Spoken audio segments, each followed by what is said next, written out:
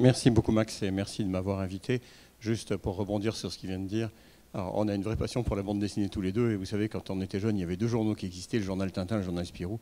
Il était Spirou et j'étais Tintin, mais je constate qu'il était Spirou et qu'il est devenu reporter après. Donc en fait je crois qu'il a admis qu'il avait fait une erreur.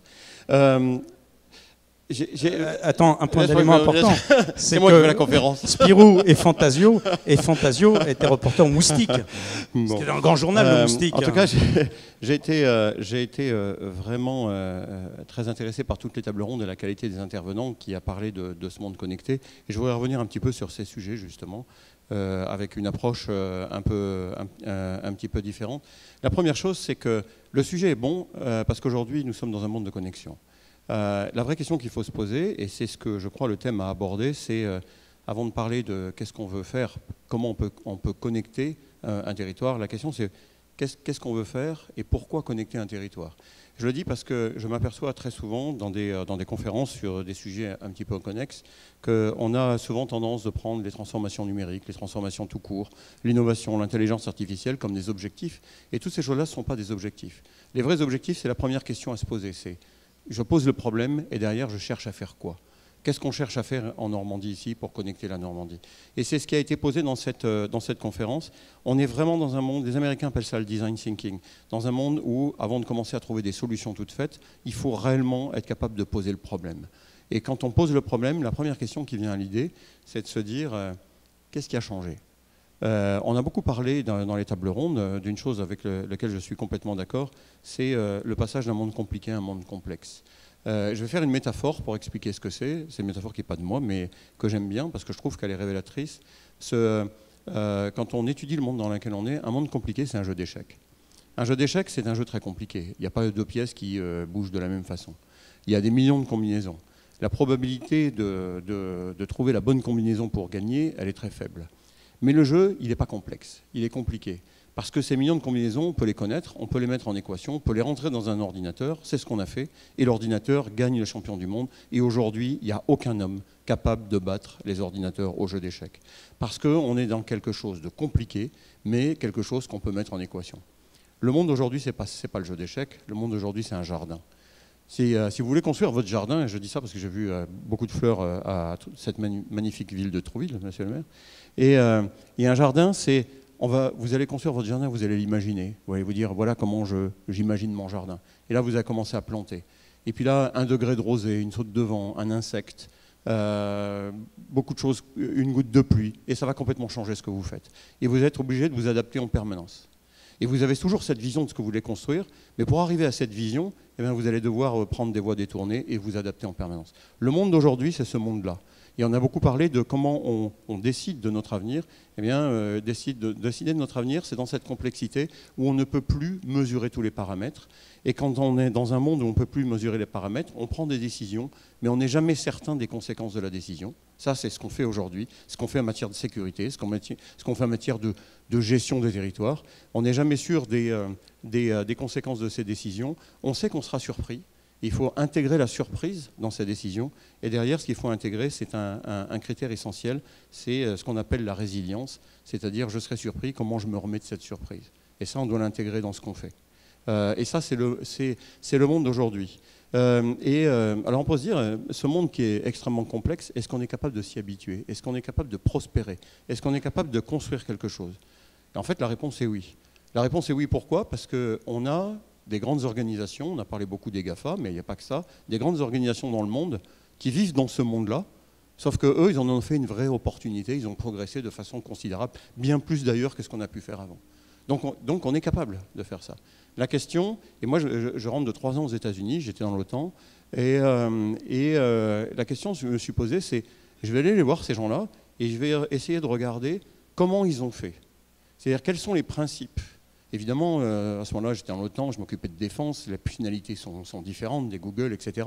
Mais les principes pour s'adapter, pour adapter une organisation à la complexité du monde, les principes sont exactement les mêmes. Et dans ces principes, j'en ai relevé quelques-uns, et que je voudrais discuter avec vous, parce que finalement, c'est un petit peu ce dont on a discuté pendant ces 2 jours. Le premier principe, et ça, je crois que c'est quelque chose d'extrêmement important, c'est que Aujourd'hui, il faut comprendre le monde si on veut comprendre ce qu'on fait, y compris sur un territoire, y compris sur un petit domaine. On ne peut pas se dire, moi, c'est mon domaine, c'est mon précaré, et donc du coup, je vais travailler dessus, et le reste du monde, ça ne me concerne pas. Ça, c'est pas possible. Ce qu'on faisait dans l'OTAN, c'est une organisation euro-atlantique qui mêle l'Europe et les États-Unis avec la zone atlantique. Mais on ne peut pas comprendre aujourd'hui la sécurité du monde sans regarder la Chine, sans regarder la Corée du Nord, sans regarder, même si ce n'était pas du tout le jardin de jeu de l'OTAN. Eh bien, pour un monde comme un territoire comme la Normandie, c'est la même chose. Et il y a pour moi 5 grands champs sur lesquels il faut qu'on soit capable de faire de la veille, regarder, essayer de comprendre. Ça ne sera jamais exhaustif. Le premier, c'est le champ politique, ensuite économique, humain, technologique et environnemental. C'est la première connexion, en fait. C'est sa connexion au monde au travers de ces grands champs pour essayer de voir, dans ces champs-là, eh bien, finalement, qu'est-ce qui peut m'affecter. Sur le plan politique, quand je regarde la Normandie aujourd'hui, on en discutait, monsieur le maire, vous disiez que les premiers touristes sont les Anglais, les Allemands, il y avait un troisième pays, les Belges. Mais il y a aussi une connexion très forte de la Normandie avec les États-Unis. Et comment le Brexit va affecter la Normandie? Évidemment qu'il y aura énormément de conséquences. Mais comment les Anglais, quand ils vont faire un Brexit avec no deal, ce qui devient probable aujourd'hui, comment les Anglais vont s'associer aux Américains et comment cette association va affecter la Normandie? Là, on n'est plus seulement sur l'Angleterre, qui est un pays, mais il y aura des conséquences. Il y aura des conséquences, et ces conséquences, ce n'est pas des risques, c'est des opportunités. Et donc aujourd'hui, sur ce plan politique, on est obligé, dans un monde qui change énormément au plan politique, au plan de la crédibilité politique des leaders en Europe, au plan de la confiance dans les grandes organisations internationales, etc., il faut continuer à regarder quels sont les signaux, avec toujours ce prisme de comment ces signaux affectent, moi, ce que j'ai envie de faire. Sur le plan économique, on va très probablement, peut-être pas vers une récession, comme certains le précisent, mais vers un ralentissement de l'économie mondiale. Quelle est la résilience d'une région à un ralentissement de l'économie? Quelles sont les conséquences? Quels sont les facteurs qui vont influencer? Quels sont les signaux faibles qu'on doit détecter qui vont nous permettre de dire ah, voilà, ça peut m'affecter. En tout cas, ce facteur-là, j'ai envie de le suivre parce qu'il va me concerner. Sur le plan humain, c'est extrêmement important aujourd'hui. Une grande partie de nos problématiques aujourd'hui sont liées à des questions humaines, sur les migrations, sur la démographie. On a en Europe énormément de sujets qui sont liés à la démographie. Vous avez des pays en Europe, la plupart, ce n'était pas le cas de la France, mais aujourd'hui la tendance n'est plus bonne, qui ont une démographie négative, qui ont des larges conséquences sur leur économie, sur ce qu'ils vont faire. Et donc quand on a des questions sur la télémédecine, quand on a des questions sur l'emploi, quand on a des questions sur tout ce qui peut concerner l'humain dans un territoire, eh bien, une vraie étude avec une vraie prospective qui nous permet de regarder ces questions-là, ces questions démographiques, le vieillissement, les âges, les naissances, comment les gens bougent, etc. Énormément de paramètres. Ces paramètres sont essentiels parce que ce sont ces paramètres-là qui risquent de conditionner un certain nombre de choses derrière. Avec mon épouse Agnès qui est là, on vivait à Norfolk dans les 3 dernières années. Et un jour, j'étais dans une réunion avec le maire de Norfolk qui expliquait pourquoi il refaisait un certain nombre de choses au centre de Norfolk, et notamment des trucs pour les personnes âgées. Et là, quelqu'un qui lui a dit, mais vous savez, on vient de faire une étude vraiment sérieuse, on a pris des quantités de données, et en fait, ce que vous êtes en train de faire, ça va à l'encontre des résultats de l'étude. Sauf que là, ils étaient partis sur une vision assez politique de ce qu'ils voulaient faire pour le territoire, mais ils n'avaient juste pas pris des données qui étaient factuelles. Mais ces données factuelles, il faut les demander à des gens qui savent les gérer, qui savent les générer, etc. Donc la veille est extrêmement importante, et ces données, elles ne touchaient pas seulement la ville. Il y a la question technologique. Pour le compte, aujourd'hui, on est sur des technologies qui évoluent extrêmement vite et qui peuvent aussi tomber extrêmement vite derrière. Donc quand on parle de comment on développe économiquement un territoire, il faut absolument avoir une veille qui nous permette de regarder ces technologies-là. Elles existent ailleurs aujourd'hui, elles existent aux États-Unis, elles existent en Chine, elles existent au Japon. Et puis il faut être capable de se dire mais comment je détecte des tendances, parce que des fois on s'inscrit dans des tendances qui montent, mais une tendance qui monte, c'est une tendance qui peut se casser la figure derrière, et avec des surprises énormes. Et ces surprises, elles peuvent arriver beaucoup plus vite qu'avant. C'est ce qui caractérise en fait le XXIe siècle par rapport à ce qu'on avait vu avant. Et puis il y a le plan environnemental. Et le plan environnemental, c'est quelque chose à prendre en compte aussi, surtout quand on habite près de la mer, mais pas que. Et puis, quelles sont les conséquences? Moi, j'ai toujours une grande question, d'ailleurs, c'est que j'essaye même de pousser la défense à faire en disant aujourd'hui, vous savez, il y a eu la COP 21. qui a permis de définir des objectifs, et puis ensuite les Américains sont revenus dessus. Donc, les Américains de Trump aujourd'hui, c'est les Américains de Trump. Mais demain, on n'est pas à l'abri d'avoir, tant mieux d'ailleurs, un président qui soit de type Al Gore, qui se dise, enfin, on a intérêt à prendre l'environnement très sérieusement pour notre planète. Et là, un accord international qui dit on va tout limiter à 2 degrés dans les 50 ans à venir. C'est un peu l'accord de la COP21, une augmentation de 2 degrés maximum. Je peux vous assurer que les conséquences sont phénoménales. Quelles sont les conséquences pour vous? Quelles sont les conséquences pour les business qu'on est en train de monter? Quelles sont les conséquences pour la défense, par exemple, si on limite à 2 degrés? Parce que là, on a intérêt à y réfléchir très vite, parce que 50 ans, c'est demain, en fait. Et donc l'idée, c'est pas de regarder à 50 ans en avant. L'idée, c'est de se dire, je dois faire de la veille, essayer de comprendre le monde, en tout cas des paramètres, et puis des paramètres qui vont parfois être des signaux faibles, mais que j'ai envie de suivre, parce que ces paramètres, ils vont vraiment m'affecter dans mon futur, en fait. Et ce que je crois aujourd'hui, c'est que vous avez beaucoup aujourd'hui d'organismes qui font ça, mais je trouve que tout ça, c'est bien dégroupé, et on aurait intérêt à regrouper ça. On aurait intérêt à avoir des organismes de veille qui fassent ça pour tous les territoires, et vous y prendriez ce que vous voulez, vous auriez un abonnement, etc. En tout cas, moi, c'est quelque chose, je pense, qui est essentiel, et avoir cette veille permanente. Ça, la veille, donc, c'est la première chose. Et aujourd'hui, les paramètres existent en source ouverte partout. Donc, si on sait les chercher, l'avantage, si on sait les chercher et qu'on trouve les bons paramètres, ensuite, on peut avoir un tableau de bord où ils se mettent à jour automatiquement. Ça, c'est ce que nous permet la connexion de tous nos systèmes. On n'est pas obligé en permanence de payer des gens qui vont retourner faire un tour. Une fois qu'on sait où est un paramètre en source ouverte, eh bien, on a des machines qui les mettent à jour automatiquement.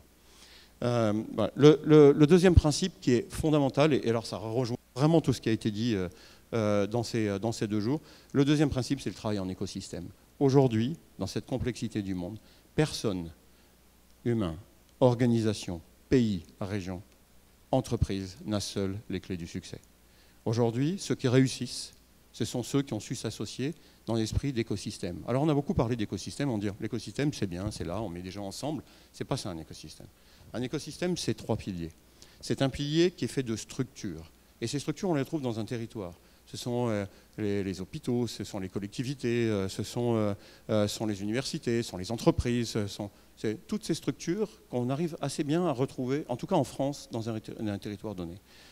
Deuxième pilier, c'est le capital humain, les hommes et les femmes, avec toutes leurs compétences, avec toute leur diversité, qui va des gens, j'allais dire, les plus baqués au niveau académique jusqu'aux gens qui vivent dans ces territoires et qui n'ont pas forcément les mêmes diplômes que les autres, mais en tout cas qui font partie de ces territoires et puis qui font partie de ce jeu.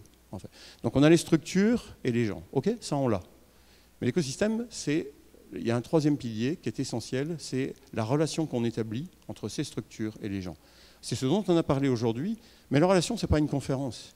La relation, et c'est là qu'on a les grandes organisations qui ont su s'adapter quand vous allez dans la Silicon Valley. La relation, c'est de se dire, je construis un avenir commun et j'ai un objectif commun. Et c'est là qu'il faut se reposer la question, comme je vous l'ai dit tout à l'heure, de c'est quoi notre objectif? À chaque fois qu'il y a un objectif commun, partagé entre des structures et des gens, eh bien vous êtes capable d'avoir un vrai écosystème qui se construit et de trouver toutes les solutions pour avancer. Dans cette Silicon Valley où j'étais, je voyais des entreprises, et des grosses entreprises, des Google, Apple, et qui travaillaient avec des startups où il y avait 3 personnes, mais ils travaillaient d'égal à égal. Parce qu'ils avaient bâti un objectif commun, et ils n'étaient plus dans une relation hiérarchique. Si vous êtes dans une relation hiérarchique, il n'y a pas d'écosystème. L'écosystème, c'est vraiment, on est ensemble, on a un objectif commun, et on y va ensemble. Et on y va avec cette volonté d'y arriver, et qui connecte les gens et les structures. Et ceux qui réussissent aujourd'hui, ils ont réussi ça. Et c'est ça que vous retrouvez. C'est ça la Silicon Valley. Et c'est ça qu'on peut faire dans un territoire. Et je dis ça parce qu'au bout du compte, quand on réfléchit comme ça, on se dit, est-ce qu'on est capable de créer cet écosystème sur un pays? Non, c'est trop large. Ou on est capable, mais dans un deuxième temps. C'est bien à partir d'un territoire, comme celui de la Normandie, qu'on est capable de mettre en relation intelligemment les structures avec les gens et de bâtir quelque chose de commun et d'avancer au travers de projets. Et de les élargir ensuite, et d'élargir l'écosystème à d'autres, et de se connecter avec d'autres, etc. La taille du territoire, pour moi, c'est la bonne taille. Et ça amène vraiment quelque chose d'important, parce que c'est le développement d'une industrie particulière, une idée, l'attractivité sur l'emploi, l'attractivité sur le bien-être. Eh bien, c'est comment les structures s'adaptent pour un but commun et comment on arrive à impliquer les gens pour qu'ils reconnaissent que c'est un but partagé. Et dans ce domaine-là, ça amène quoi? Ça amène à bien distinguer un autre des principes de la réussite au XXIe siècle, c'est la distinction, ce que j'appelle la gouvernance et le management. La gouvernance, et c'est vrai pour une entreprise, c'est vrai pour un État, la gouvernance c'est quoi? C'est un État qui doit fixer des directives. L'État doit être capable de dire voilà l'idée que j'ai aujourd'hui de ce qu'on doit développer pour faire grandir la France, etc. Et puis ensuite, mais l'État est trop gros pour construire la manière dont on va le faire. Et ensuite, c'est au territoire de le faire.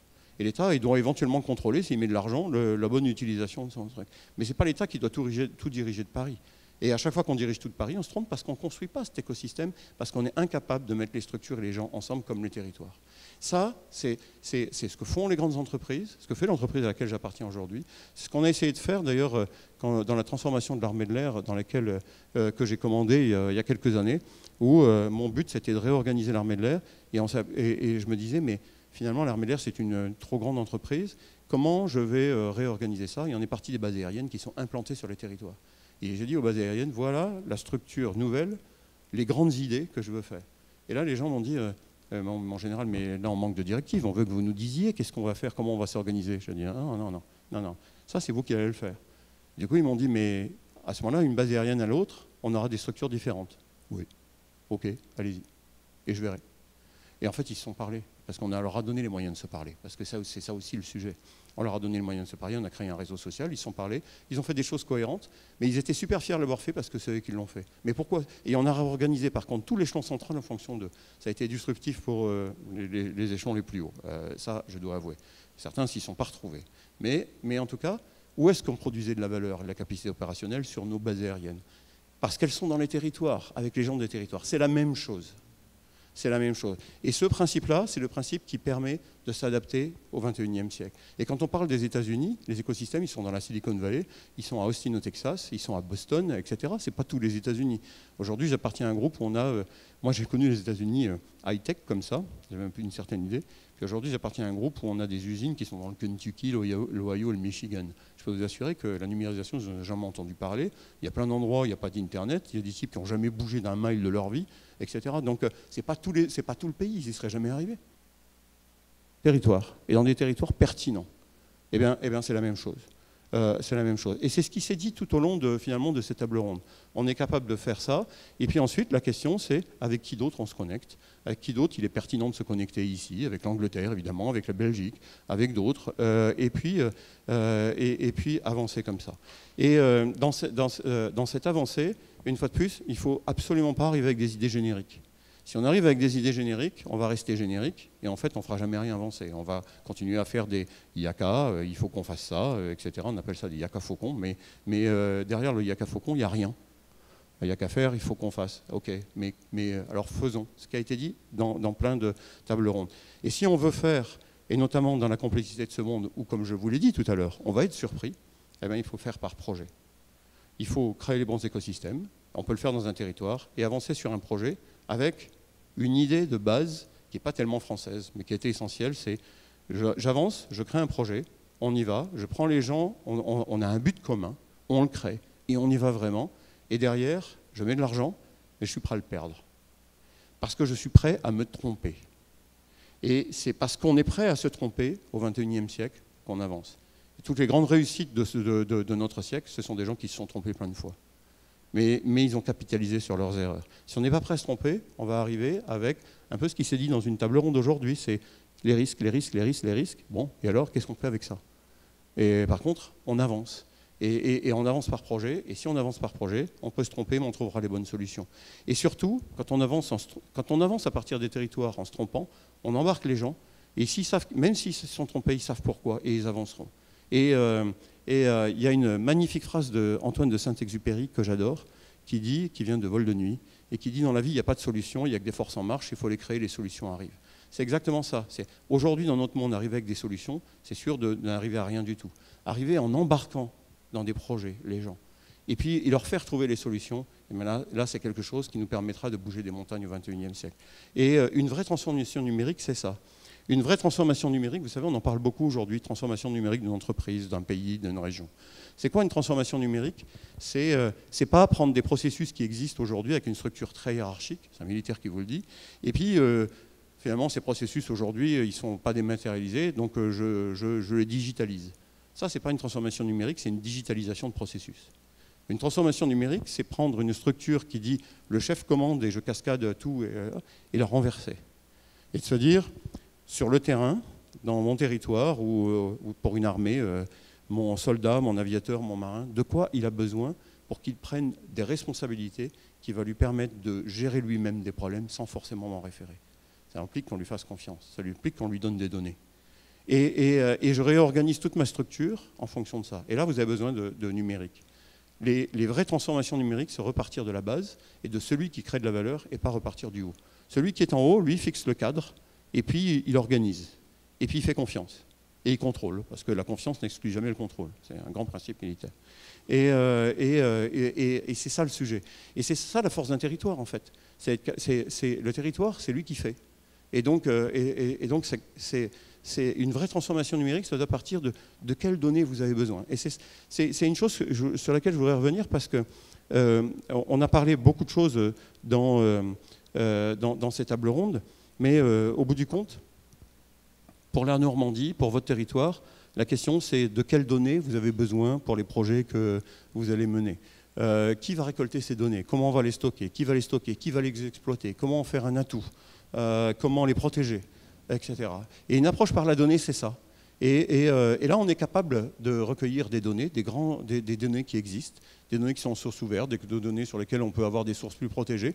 Et puis, à partir de ces données, ce n'est pas une machine qui va déterminer. Ce sont les gens en charge, mais ils auront des données peut-être qu'ils pourront corréler grâce à des machines beaucoup plus facilement que ce qu'on fait aujourd'hui, parce que les données sont trop nombreuses.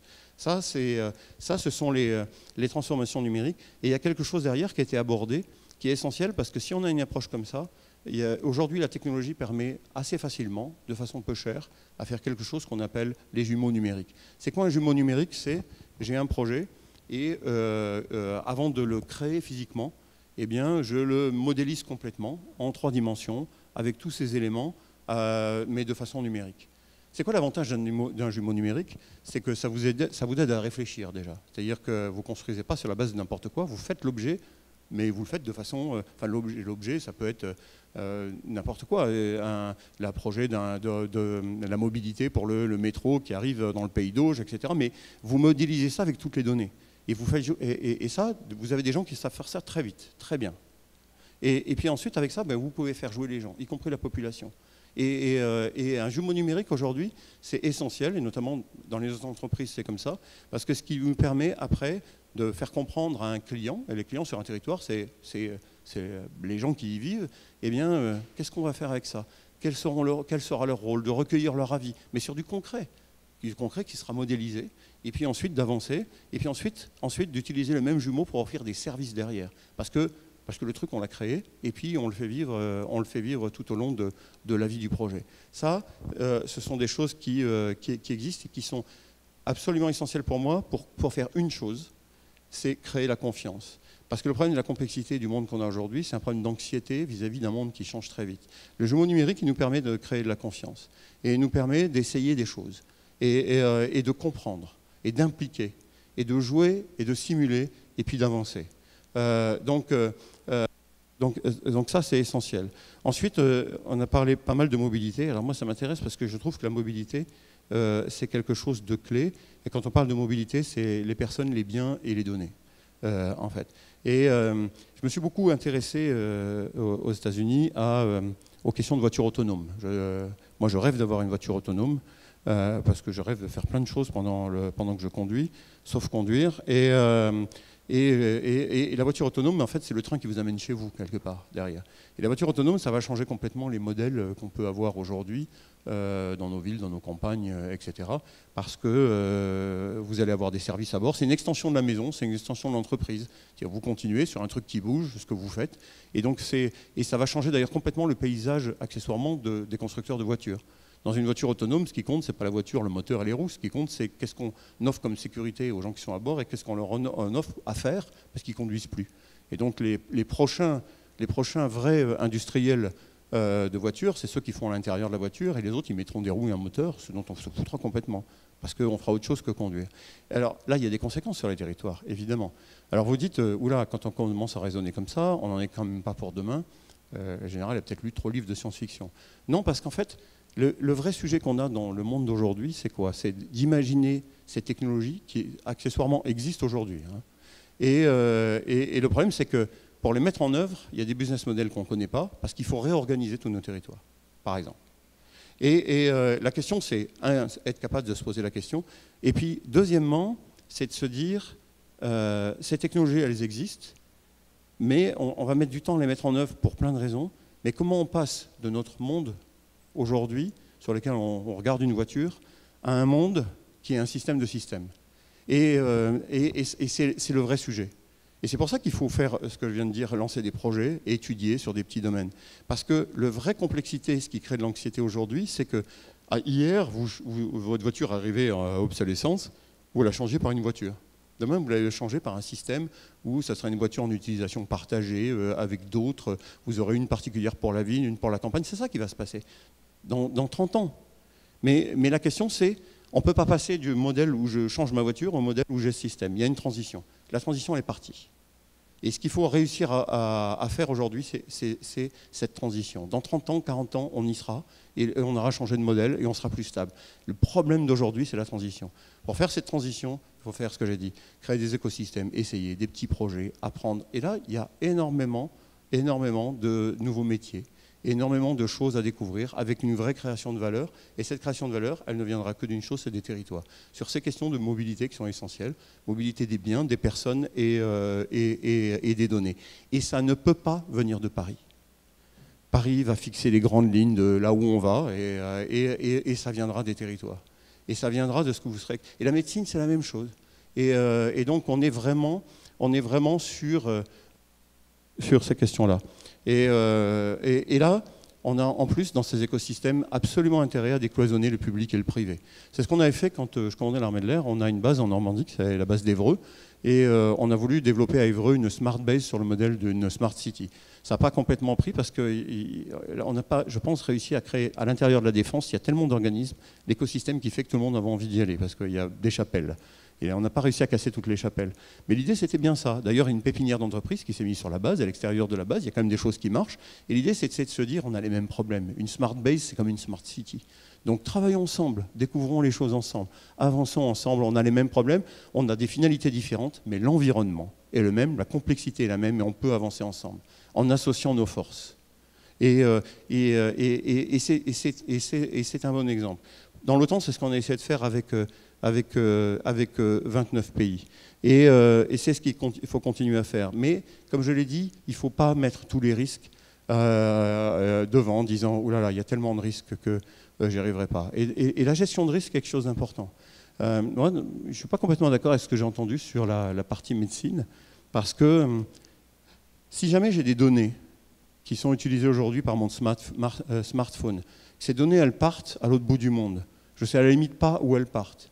Mais que ces données, demain, elles aident une grande entreprise à regarder comment je vais guérir du cancer, ou surtout comment mon fils va guérir du cancer plus tard, et bien moi, ça m'intéresse que ces données, elles partent. Donc c'est de la gestion de risque. C'est-à-dire qu'il y a des données qu'il faut retenir, évidemment, mais il y a des données, il vaut mieux les laisser partir. Alors il vaut mieux savoir où elles vont, ça je suis d'accord. Mais par contre, il y en a un, il vaut mieux les laisser partir si jamais on y retrouve quelque chose. Et il y a plein de choses sur lesquelles eh bien, on va y retrouver quelque chose. Et donc, c'est les vraies questions qu'on doit se poser, et c'est les vraies questions de gestion de risque. Et c'est pour ça qu'il ne faut pas refuser, il faut essayer de comprendre, mais il ne faut pas refuser le progrès. Essayer de comprendre, ça va mettre un autre sujet, je ne vais pas être trop long, mais c'est des sujets qui me tiennent à cœur. Et essayer de comprendre, c'est quoi l'autre sujet? C'est toute cette question numérique, il faut apprendre à jouer avec. Il faut apprendre à s'interfacer avec. Il faut apprendre à savoir comment on va évoluer ensemble. Parce que l'intelligence artificielle, aujourd'hui, elle progresse très très vite. Et il ne faut pas se dire, finalement, il y a plein de domaines où on aura programmé ça, il y a des algorithmes très savants, je ne sais même pas qui c'est qui les a fait, ça se trouve, ce sera un Coréen à l'autre bout du monde. Et puis, Là, ben, je vais dire ce que je vais faire, la machine, elle va auto-apprendre et elle va faire ça pour moi. Ça, c'est pas de la science-fiction, ça existe déjà. Mais dans plein de domaines. Et le premier domaine, c'est la bourse aujourd'hui. Vous avez énormément d'algorithmes d'intelligence artificielle qui jouent en permanence, au quart de seconde près, sur la bourse, au détriment d'entreprises parfois. Bon. La question, c'est de savoir, de comprendre c'est quoi derrière. C'est quoi une continuité numérique, c'est quoi ces algorithmes, qui fait quoi, comment ça marche, etc. Et si on veut comprendre ça, ben c'est une question d'éducation. Et c'est une question de préparation de nos enfants, de nos petits-enfants, à savoir comprendre ces questions-là. J'étais, en juin dernier, on était encore à Norfolk, et j'étais invité à faire une petite allocution dans un collège, qui était un collège d'un des quartiers qui n'étaient pas les quartiers les plus huppés de Norfolk, un collège d'un quartier noir, etc., à Norfolk. Et donc j'étais invité à venir parler à ces collégiens, notamment il y avait la sortie de ceux qui étaient en CM2 et puis qui allaient passer l'équivalent de CM2 qui allait passer l'équivalent de 6e. Et donc je fais le truc et tout, c'était vachement sympa. Et puis à la fin, le proviseur reprend la main et il leur souhaite bonnes vacances et il leur dit surtout continuez à coder tout l'été comme on vous l'a appris. Des gamins d'une banlieue de Norfolk, etc. Mais c'est pas pour en faire des génies de l'informatique. Et ces gamins-là, demain, ils vont comprendre ce qu'il s'agit quand ils s'interfacent avec des machines. On a intérêt vraiment à réfléchir à ça, parce que sinon on va avoir une déconnexion. Et le rejet qu'on pourra avoir demain de la technologie, c'est cette déconnexion. Et aujourd'hui, ça fait partie de notre langage. En tout cas, ça fait partie du langage de nos enfants, de nos petits-enfants. Donc ça, c'est autre chose qui est, pour moi, vraiment essentiel. C'est comment on apprend à ces générations à travailler demain avec les machines, parce qu'elles sauront imposer ce qu'elles veulent aux machines, une fois de plus, avec cette idée que eh bien, il faut garder la main sur l'innovation. Et pour terminer, je voudrais vous citer, parce qu'il y a un document que j'aime bien qui s'appelle « Réinventer l'Europe par l'innovation », qui est un document qui a quelques années. Et l'Europe a travaillé avec un Américain sur le sujet, qui s'appelle John Cao, qui est un innovateur, en disant « et on va essayer de trouver une définition pour l'innovation ». Et dans ce livre, Réinventer l'Europe par l'innovation, j'ai trouvé une définition qui me plaît bien, qui dit « L'innovation, c'est la capacité des individus, des entreprises et des nations tout entières à créer en permanence le futur qu'ils désirent. » C'est ce futur que vous désirez, qu'un territoire désire, qu'on doit créer avec les objectifs, et derrière la capacité à y arriver par des projets, en se trompant, mais en avançant ensemble, en associant les structures et les hommes. Et c'est ça, aujourd'hui, qu'il faut qu'on fasse. Et avec ça, il y a énormément d'opportunités. Merci.